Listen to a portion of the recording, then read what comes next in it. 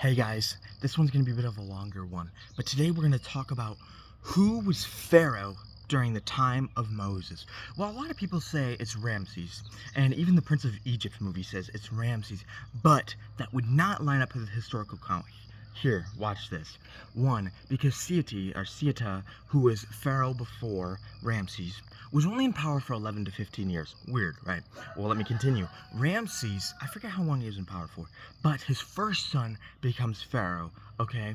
Now, let's look at some other pharaohs in that time, and we're not really seeing somebody. We're looking for somebody who has at least 40 years in power. Here's why.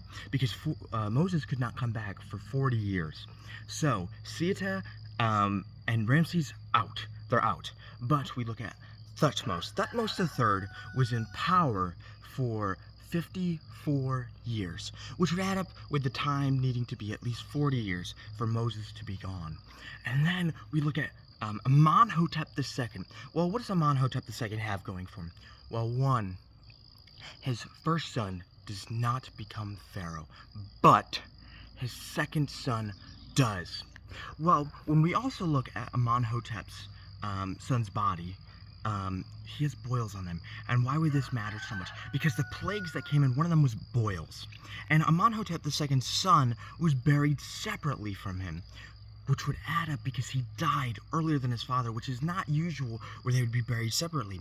And Amenhotep II, where he is buried, if you look at his body, he also has the boils on him, which would line the boil marks, scars, which would line up with the boil plague.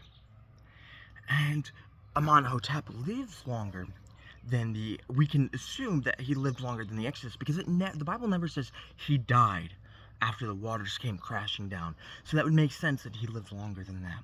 But these are some of these facts that you can put together and realize, wait a second, Amenhotep II was the pharaoh during the time of Moses, and Thutmose III was the first pharaoh that Moses had lived through. And these are really awesome facts. I hope you all take them, and I got these actually from Bible Expedition by archaeologist Joel Kramer. Amazing man. He goes to all of these sites, so go check out his YouTube channel. Makes great videos, great content, and really shows you so much history to it all. So I hope you all have a blessed day and take this awesomeness into account and God's great glory in that he made this all and he gave us the ability to look into archaeology to figure this stuff out.